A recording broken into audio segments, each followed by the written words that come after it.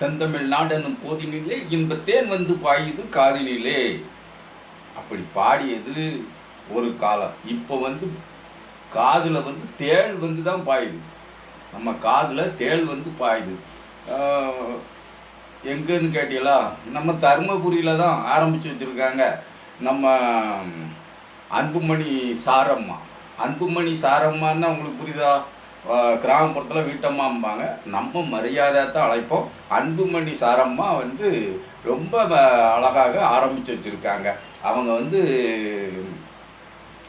பாரதிய ஜனதா கட்சியோட கூட்டணி வச்சுக்கிட்டாங்கல்ல, அப்போ அதற்கான லட்சணம் அது என்னன்னு அவங்களுக்கு, அதாவது வாக்காளர்களுக்கு உணர்த்தணும் இல்லை, அந்த உணர்த்துவதற்காக அன்புமணி சாரம்மா சாரவாக புழிஞ்சிருக்காங்க. ஆமாம், மக்கள்கிட்ட எனக்கு என்னெல்லாம் தெரியும்னு சாராக புழிஞ்சிருக்காங்க. அந்த சாரை புழிஞ்சிருக்கவங்க இவங்களுடைய கோட்பாடு, கொள்கை வரைவு திட்டங்கள் எல்லாம் எந்த அளவில் இது நாள் வரை கட்டி காப்பாற்றி வந்திருப்பார்கள். அப்போ மக்களை ஏவி விடுவது தான், அப்பாவி மக்களை, பாவப்பட்ட மக்களை ஏவி விடுவது தான் அன்புமணி சாரம்மா மட்டுமில்லை, அன்புமணி குடும்பமே அப்படித்தான் இருந்திருக்க முடியும். அதாவது அப்பாவி வன்னிய மக்கள் இவர்கள் சொல்வதற்கெல்லாம் கட்டுப்பட்டு குடிசை கொளுத்துவதும் ரயில் மீது கல்லெறிவதும் அவர்களுக்கான விடியலை தேடி அவர்கள் போராடுவது போல் இவர் கட்டமைப்பது. நீலகிரியில் போராட்டம், நெய்வேலிக்கு எதிரான போராட்டம் அப்படின்னு ஒவ்வொரு போராட்டங்களுக்கும் யாரை எதிர்த்து போராடியாரோ, நெய்வேலி எதிர்ப்பு போராட்டம் என்பது தமிழ்நாடு அரசுக்கு எதிரான போராட்டம் இல்லை, அது தமிழ்நாடு அரசு நடத்தக்கூடியது அல்ல, அது ஒன்றிய அரசின் கையில் இருக்கிறது. அப்போ அவர்களிடமிருந்து இந்த அன்புமணி சாரம்மா இல்லைன்னா அன்புமணி குடும்பமா என்ன உத்தரவாதம் பெற்றிருக்கிறார்கள்? அதாவது அந்த சமூகத்தை சார்ந்த மக்கள் நன்றாக புரிந்து கொள்ள வேண்டும். இவர்களுடைய கூட்டு களவாணித்தனத்தை புரிந்து கொள்ள வேண்டும். நம்ம இவ்வளவு நாளும் சமூக நீதி என்ற போர்வையில், சமூக நீதி போராளி என்ற போர்வையில் நம்மை வார்த்து அப்படியே பலமாக கூட்டி வந்த ஐயா ராமதாஸ் சார்வால், அந்த சார்வால் நம்மளை பல வழக்குகளில் நம்மளை முக்கி எடுத்திருப்பார். நம்மளுடைய இனக்குழுக்களை, சமுதாய மக்களை பல வழக்குகளில் முக்கிய எடுத்திருப்பார். அதற்கான வேலைகளை, சித்ரா பௌர்ணமி அந்த மாதிரியான கொண்டாட்டங்களில் ஈடுபட வைத்து பிறகு ஜாதிய விளையாட்டங்களில் நமக்கு ஏற்றி விட்டு எது நம்மளாம் என்னது ஆண்ட பரம்பரை சத்திரியன் அப்படின்னு பாருல அன்புமணி, அதாவது ராமதாஸ் சார்பால் அந்த வகையாக நம்மளை ஏற்றி விட்டு, அந்த சமுதாய மக்களை ஏற்றி விட்டு அவர்கள் மீது வழக்குகள் பல வாங்க வைத்து அவர்களுடைய குடும்பத்தை கெடுத்தது தான் அன்புமணி சார்வால் குடும்பத்தினுடைய பலமே. அதற்கான பலம் எல்லாமே அவர்களுடைய மைண்டில் இருக்குது. அவங்களுடைய மருத்துவ ஆராய்ச்சியில் நம்ம மக்களை எப்படி முட்டாள்கள் ஆக்க வேண்டும், மூடர்கள் ஆக்க வேண்டும்ங்கிறது அவங்களுடைய ஆராய்ச்சியில் இருக்குது. ஒரு குடும்பமே பலன் பெறுவதற்காக, பல ஆயிரம் கோடி சம்பாதிப்பதற்காக அவர்கள் அப்போதைக்கு கூட்டணியை மாற்றி கொண்டிருப்பது. அவர்கள் யாரோடு வேண்டுமானாலும் கூட்டணி வைத்துக் கொள்ளட்டும், அது நமக்கு ஒன்றும் பிரச்சனை கிடையாது. ஆனால் கொள்கை அளவில் இவர்களிடம் ஒரு கொள்கை இருக்கிறது என்று இவர்கள் சொல்கிறார்களே, அந்த கொள்கை அளவில் கூட்டணி அமைக்கிறார்களா? அதைத்தானே நம்ம முதல்ல பார்க்கணும். அதாவது ஜாதிவாரி கணக்கெடுப்பு வேணுங்க. அது நம்ம அன்புமணி சார்வால் குடும்பமே அதை கேட்கு, நம்ம அன்புமணி சாரம்மாவும் அதைத்தான் சொல்லுவாங்க. சாதிவாரி கணக்கெடுப்பு அவசியம், அது மாநில அரசை செய்து விடலாம். மாநில அரசு செய்து விட்டுன்னா அதுக்கு மேலே இருக்க இடஒதுக்கீடு பிரச்சனைகள் எல்லாம் மாநில அரசு வெறும் சர்வே தான் எடுக்க முடியும். அதை கணக்கீடு பண்ணி நீ அந்தந்த சாதிகளுக்கு ஏற்ப இடஒதுக்கீடுகளை ஒதுக்கி தருவது ஒன்றிய அரசினுடைய கையில் தான் இருக்கிறது. அது கூடும் அன்புமணி சார்வால் குடும்பத்திற்கு தெரியாமல் இல்லை. அது எல்லாம் நல்லா தெரியும். ஏன்னா படித்தவர்கள், பட்டம் பெற்றவர்கள், மருத்துவராக இருந்தவர்கள், அதனால தெரியாமல் இல்லை. ஆனால் மூளைச்சலவை செய்வதில் வல்லவர்கள். அந்த மக்களை, நம்மை மூளைச்சலவை செய்வதில் மிகவும் கைதேர்ந்தவர்களாக இருப்பதனால்தான் அவர்கள் மூளைச்சலவை செய்தே வாக்குகளை, பெட்டிகள், பல பெட்டிகள் எங்கே அதிகமாக இருக்கிறதோ அந்த கூட்டணியை நோக்கி போக வேண்டும்.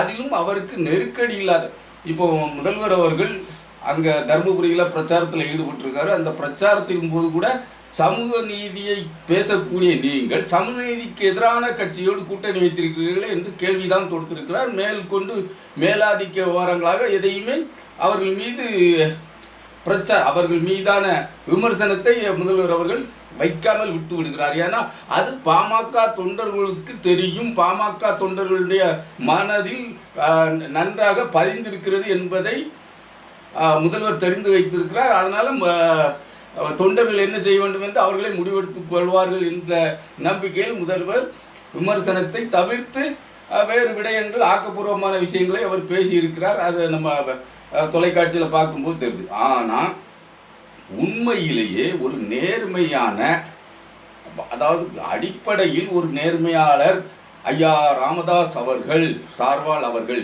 அப்படின்னு நம்ம சொல்லவே முடியாது. ஏன்னா நானோ எனது குடும்பமோ அரசியலில், அதாவது அரசியலில் பதவி பெறுவதற்கு வராது. அப்படி வந்தால் என்ன முச்சந்தியில் கட்டி வச்சு என் தொழிலை உரிங்க அப்படின்னு இன்னும் கூட பல விதமான சத்தியங்களை செய்தவர் மருத்துவர் சார்வால், பெரிய ஐயா சார்வால் அவர்கள் அதை செய்தாங்க. அந்த சார்வால் செய்த சத்தியப்படி அவர் நடந்துக்கிட்டாரான்னா இல்லை.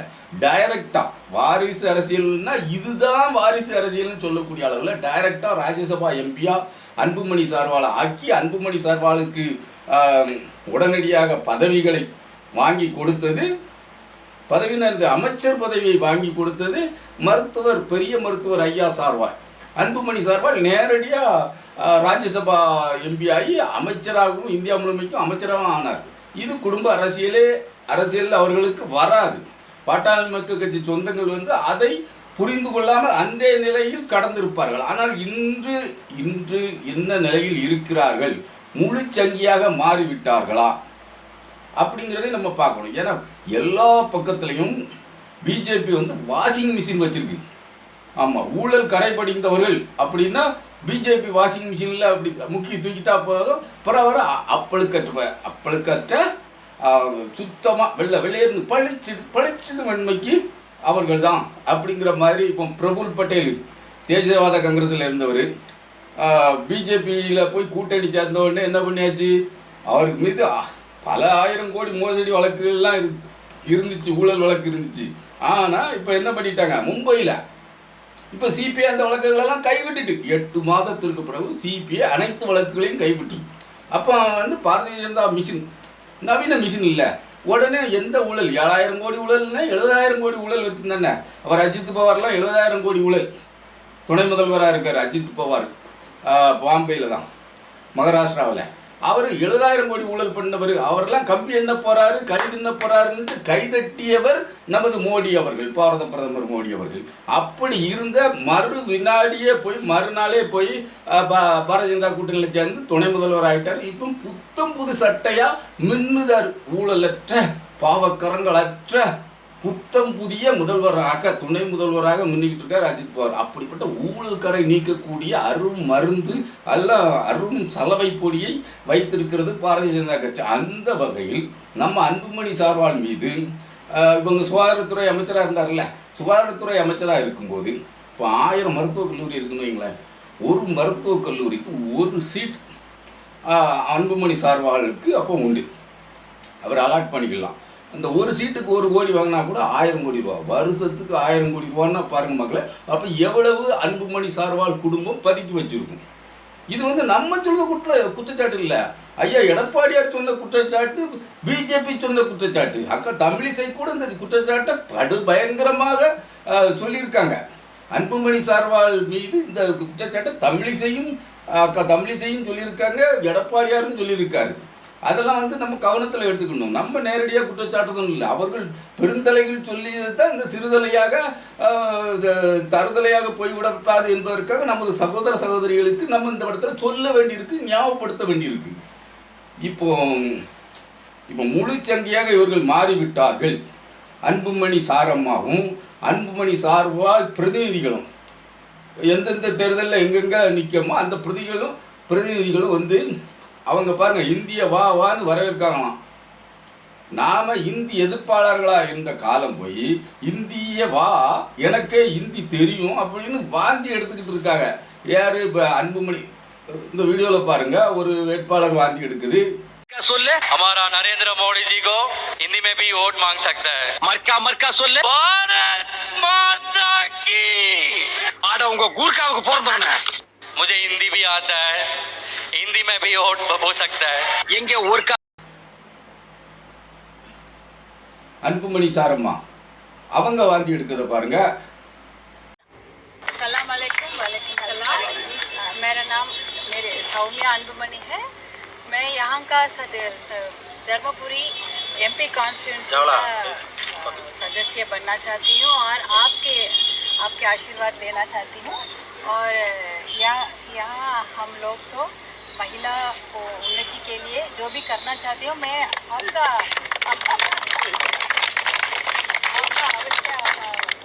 वोट देना है और आम को भी देना है. अस्सलाम वालेकुम. वालेकुम सलाम. ஏன் தமிழ்நாட்டில் தமிழில் பேசி வாக்கு கேட்டால் உங்களுக்கு என்ன வந்துச்சு? இல்லை ஹிந்தி பேசும் மக்கள் இங்கே நிறையா பேர் இருக்காங்களா? நீங்கள் உங்களுடைய பகுதியில் ஹிந்தி பேசுகிற மக்கள் தான் இருக்காங்களா? அப்படின்னா நீங்கள் ஹிந்தியில் வாக்கு கேட்டால் தான் அவங்க வாக்கு போடுவாங்களா? அவங்களுக்கு வாக்குரிமை இங்கே கொடுக்கப்பட்டிருக்கா? ஏன் பேக்குத்தனமாக இந்த மாதிரியான காரியங்களை செஞ்சுக்கிட்டு இருக்கீங்க? பேக்குகளா? இது நம்ம சொந்தங்கள். பாட்டாளி மக்கள் கட்சி நம்மளுடைய சொந்தங்கள் கருத்தில் கொள்ளணும். எதற்காக இந்தியை இவர்கள் வாரி அணைத்துக் கொள்கிறார்கள்? அன்புமணி சாரம்மா எதற்காக இந்தியை வாரி அணைத்துக் கொள்கிறார்கள் இத்தனை காலமும்? அப்போ நம்ம வேறொரு பக்கம் கூர்தட்டி கொண்டிருந்தார்கள். பிபி சிங் ஆட்சி காலத்தில் இடஒதுக்கீடு அமலாக்கப்பட்ட போது, மண்டல் கமிஷன் பரிந்துரைப்படி அமலாக்கப்பட்ட போது கலவரம் நடத்தி, யாத்திரை நடத்தி, ரத யாத்திரை நடத்தி, கலவரம் நடத்தி பிபி சிங் ஆட்சியை கலைத்தது பாரதிய ஜனதா கட்சி. அப்படிப்பட்ட பாரதிய ஜனதா கட்சி சமூக நீதியை நமக்கு தருமா? அது தரும் அப்படிங்கிற நம்பிக்கையை உங்களால் தர முடியுமா? அன்புமணி சார்வால் குடும்பத்தால் தர முடியுமா? அன்புமணி சார் அம்மாவால் தர முடியுமா? இந்தியில் பேசுவது அவர்களுடைய கூட்டணி. நாங்கள் பிஜேபி, இந்தி தான் பிஜேபிக்கு முக்கியம் அப்படிங்கிறது யாரை திருப்திப்படுத்துவதற்காக இவர்கள்லாம் இந்த மாதிரியான பேச்சுகளை பேசி கொண்டிருக்கிறார்கள். மக்கள் இவர்களை, அதுவும் பாட்டாளி சொந்தங்கள் இந்த அன்புமணி சாரம்மாவை கடுமையாக கண்டுக்கிடணும். நீங்கள் கண்டுக்கணும். நீங்கள் இன்னும் அந்த கட்சியில் பயணித்து கொண்டு இருப்பது தமிழ்நாட்டுக்கு நல்லதல்ல, தமிழர்களுக்கும் நல்லதல்ல, நமக்கும் நல்லதல்ல. இவர்கள் எந்த ஒரு இடஒதுக்கீடையும் நமக்கு பெற்றுத்தர மாட்டார்கள்.